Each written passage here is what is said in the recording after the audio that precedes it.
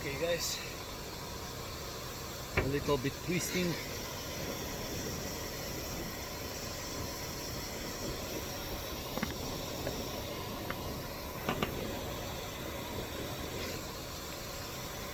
Come on.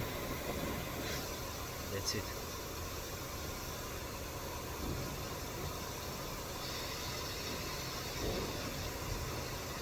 Okay, so it will be funny.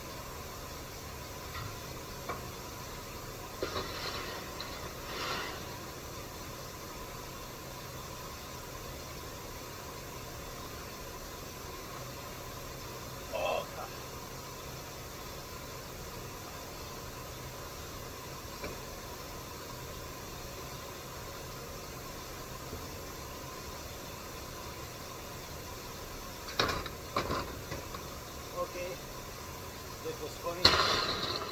I'll leave it like that. Not enough space.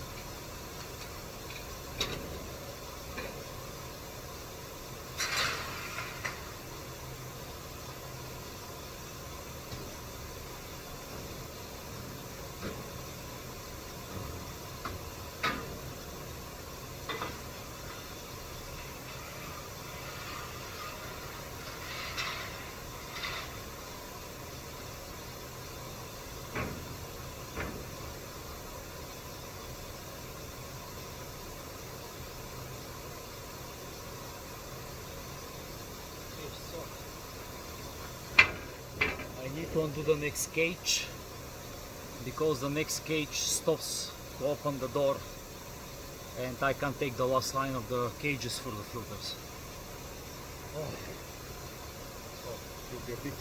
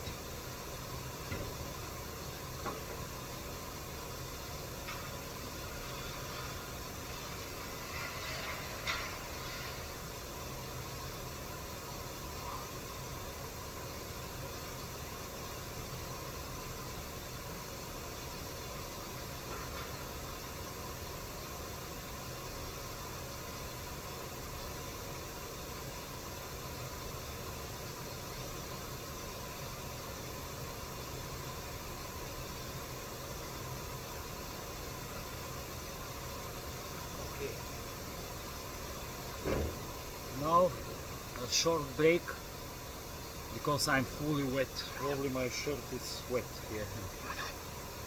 And that was the taking out the cages. On the base of the video, so I took out alone the cages in 34-35 minutes. I'll see for what time. This is the big side, 40 filters. Small sides, they are 75 in a line, 35 is the next one. But it's done from the night shift. I'll try with small videos to see for what time exactly I can do alone one chamber of 40. I think that it's around 2 hours because now I need to put the filters.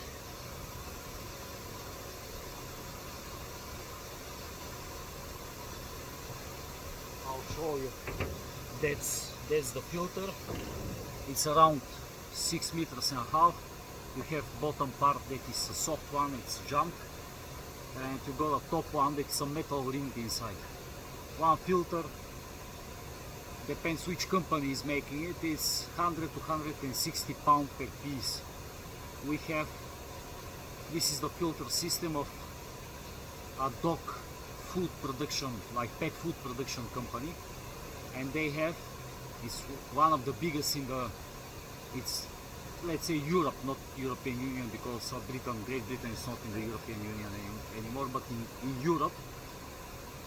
And I think that is the second biggest in the world for producing dry pet food, because it's much bigger companies that they're making liquid ones. So they have 1,500 filters total of this type only in this building. This is because of the ecology, because all bacteria from the lines, they might go out in the nature and they will contaminate the whole region.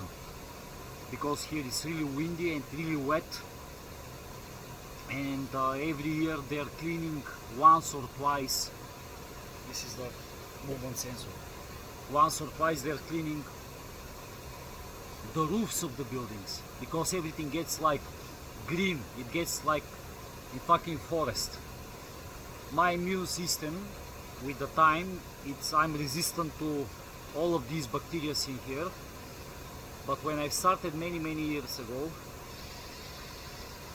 every time when I breathe these bacteria, because that dust, this is not dust, this is bacteria.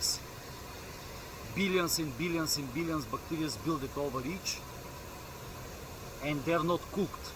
Some of them they're still active, because you have lots of humidity inside the cooking system, because they are sucking out the steam after the cooking process. It's called extrusion. They are sucking it out, and small particles from the food when it's cooking, and smell and all chemicals, they are flying around through the ducting, and it is coming to this filter system in here, and they are removing the most of the bacteria like that, like solids, taking them off with screws when they get dry and fall down. It's like shocking system. You have like compressed air around 7 bars that is shocking these filters, stressing them out. You got blowers that they blow like in like, let's say, milliseconds. It's definitely less than a second. From like normal atmosphere pressure, they blow off 7 atmospheres, like blow off like let's say 20-30 liters of air in like probably half second, and it makes like massive shock, and that filter expands. That's why you have the cages. It doesn't allow the filter to leap off. Actually the blow is from like, how to say, from outside to inside. It's a really interesting system, and every 1 year they should be changed. We are changing them in a year and a half. I'm coming like a contractor to do these jobs now, like external company, because I have the experience. I'm teaching the guys in here for this, let's say, session. We are doing it in 2 weeks time, 10 working days and night shifts, because it's a really heavy job, really big job, and more than 20 people passed through my hands. Some of the workers that are helping me, they've been doing this job with me like 4, 5, 6, 7 years ago. And it's a, how to say, man of a man job. It's not for everyone. You need to have strong arms, strong back, and really good technique. If you have the technique, you shouldn't be so strong. If you don't know what you're doing, and at the beginning you just don't know what you're doing, you'll be definitely like high level of risk. From these 20 guys, we have 7 accidents. So this is 40%, 35, 40%. One knife cut, nearly make a hole in his artery on his feet when he was cutting the socks with the knife because of the metal, slide over the metal.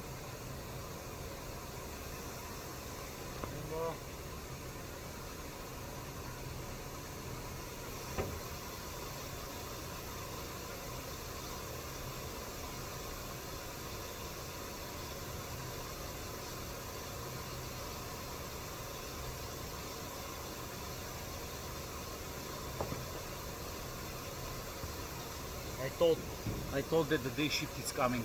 They've left me with no any helpers today, so I need to continue. I need to do as much as I can job. There is no excuses. You have a window of 5 days. Yesterday the guys made a massive job. The night shift made a massive job. But as close as we go to the end, it's getting really hard. Because sometimes, exactly the last chamber, on the left filters, it's insane. Sometimes it's like 200 kilograms to take one. You see me that I'm taking these cages easy, but one cage is around, like when you're pulling it out, it's around 30-40 kilograms. So that's why you need to have strong hands, and it's a repetitive thing. Can you imagine go to the gym and to lift 200 times 40 kilograms, and this is just the cages. After that you got the socks inside. To break the sock at the beginning, the first initial pull is 60-17 kilograms. Sometimes even 2 people were struggling because you're getting really tired. Yesterday I got cramps on my arms, really bad cramps. I couldn't open my arms. I've done something like 120 filters alone in the cages and everything. You know, this is only me. The other people, you need, when I take out the things down, when I skip the old filters, someone needs to clean them. So 2 people down there throwing them in the skip. We are making a rotation here, like 2 people working 2 hours down in the cage, taking the things out, the other one are supporting. Now I'm doing it alone, but usually someone needs to help me, because this is stress all the time over my hands. I need to take it out and someone else to take it from my hands. And on and on. This is just one of the thousands of different jobs that I'm doing in my life. I'm maintaining really big machineries. I've been working on 2 power stations in Europe. I've been in metro stations, like making tunnels, making the construction things, fabricating tens of thousands of things. I can show you, I got so many photos and videos. I have really good experience in Europe. I've been working in 6 different countries, all the time engineering, small gaps, just small gaps in my life, doing basic jobs when I start my life in new country. Because I'm catching just any job, even cleaning the toilet if it's needed. I've never done it, but I will do it if it's needed, because I'm not ashamed to do any job. I'm man, and I shouldn't be ashamed, and I'm not ashamed. If someone tells me that this is wrong, I don't give a shit. This is my culture, this is how my mom and dad, they teach me. My mom was a great school director in a big, like really old school in my country, one of the oldest mathematical gymnases. My father is fabricating machines 22 years, he got a big factory. I've decided to not be part of the family business and to do the things on my own, to make my own path, and this is a big thing to me. I'm taking all challenges. I've been doing some different jobs than like engineering. I've been learning, studying. One of my friends gave me a chance, like to do IT technician job, like basic jobs, but I've learned lots of things. I have advanced my understanding about networks, about security, about many things, how things are working in our life. That thing helps me all the time, especially when the people are trying to cheat me, to lie me, to scam me in my life, and this is every single day, believe it or not. When you're traveling around the world, the people got different strategies to lie you, to manipulate you. Manipulation is a lie. It's just like the conspiracy, the word and the manipulation, they're the same thing. You're manipulating the people, you're lying them. You know the truth, but you're not telling them the truth, just pushing them to do a specific jobs. Because you know what the consequences can be, what the truth is, what the duty is, and all these things. I don't like to manipulate the people. I really hate it. I'm telling to the people the whole truth, and it's their choice to do these jobs or not. I'm telling them it's risky or whatever, and I'll say that when you say the truth to the people, 30 to 40% the people give up straight. I'm not interested, I'm not doing this, it's okay. But you need to tell that person the whole truth, and he will make like informed choice. This is what informed choice. I can manipulate them, and when the injury comes, then it's up to me, because I doesn't told them the truth. This is how I think. You need to tell to the people, to show them the risks, to explain them, to train them. The training is most important thing. To train them proper, and then it's up to them. When they got the whole data, they can take a decision. And they will say it's a man attitude to be involved in heavy jobs. It's not about the money. It's not about the money. They're not paying me enough to risk my life. I've been climbing on heights 350 meters high, chimneys, in Lithuania. This is really high. Anyway, no one is paying for these jobs. It's part of your nature, and it's really good fun. So I'll show you what. So this is the chambers, this is the soft filters, and this is the cages. And I'll show you how high the building is. See, it's like insane high. Even you can't see it proper from here. Yeah, you can see. So this is the full length of the filters to the bottom, and you have a screw down on the bottom. It's insane. This is the filters. Yesterday 3 Romanian guys, really good guys, helped me to lift them up in here. That was only their job, and you can see the company. This is just a small bit. This is called biobeds in there. These biobeds, good thing, good for the nature. They are neutralizing the bacteria, and it's getting only a fresh air. I can show you so many things. This is the river next. It's part of the ecology. In the past it was they were transporting coal for the power stations, and that's it. So see, I'm like an ant in a massive hive. I'm working whole life in massive factories. This is a really small one. Only like nearly 2,000 people working here. I've been working in companies with 24,000 people. It's like a city inside the city. 2 motorways inside, train stations, helicopters, everything is supplied in there. You got ambulance, you got hospital inside the factories. I got 2 massive accidents. One was in Germany, in Boxberg. And they've saved me because the ambulance was in there. And they could come in a minute and a half. After the accident come, I've been on fire. My clothes went on fire. And I don't know what they've used, some acids on me. And the scars dissolved. They doesn't tell you what. They're treating you, and they send me home in Bulgaria after that, because they said that my insurance policy is not big enough to cover full treatment. But they treat me, my neck, everything. I got photos, everything here was melted, my whole neck, because my clothes went on fire. I was welding, like roof welding, and because I was welding, it's like a cone, and the material was 52 mils thickness, gets to 2 mils, and you got a gap around 3 mils. It wasn't packed proper, and when I was building up the root, I've overheated the material. That was one of the big mistakes that I've done, and I was dying over my head in confined space. I got only like, even I was one side, I doesn't got enough space to do. I was making the HOMI systems, it's called, for the, they are like HOMI and HOGRA, hold and hot air like circulation of after the burning chambers. And the metal collapsed, a big spark, like let's say 300 grams of liquid metal, semi-liquid liquid metal, fall over my helmet, make sparks all around, and these sparks make a ricochet on the walls, the metal walls, and goes over me and make my jacket on fire. And the jacket wasn't by the standard. The whole jacket was cotton, like it should be, but the collar was plastic. It was like polyethylene or whatever, I don't know what it was.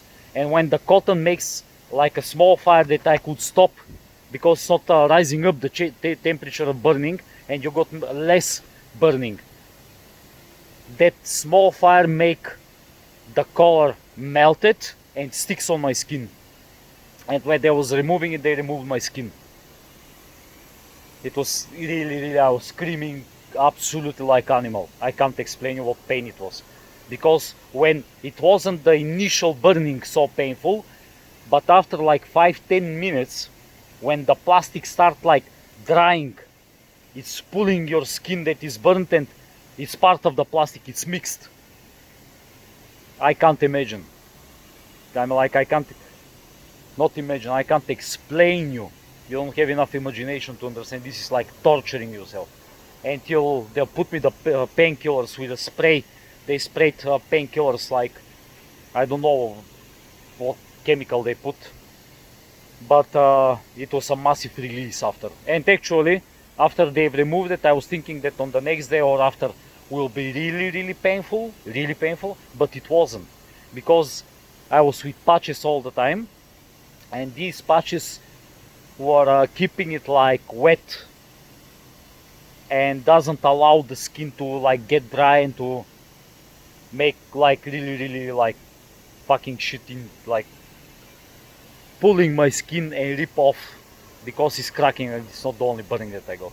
I can't explain it. It was now sounds to me fun, but it was 2008, 2009 when I was working in Germany, long ago, many years ago. So anyway, till I'm making this video, I was taking my break. I need to start ripping off the socks now. So I'll stop this video and I'll make another one, because it's getting too long and it's getting many gigabytes, and I don't want that because it's really hard to transfer them after. So I'm making another one when I'm taking the socks out.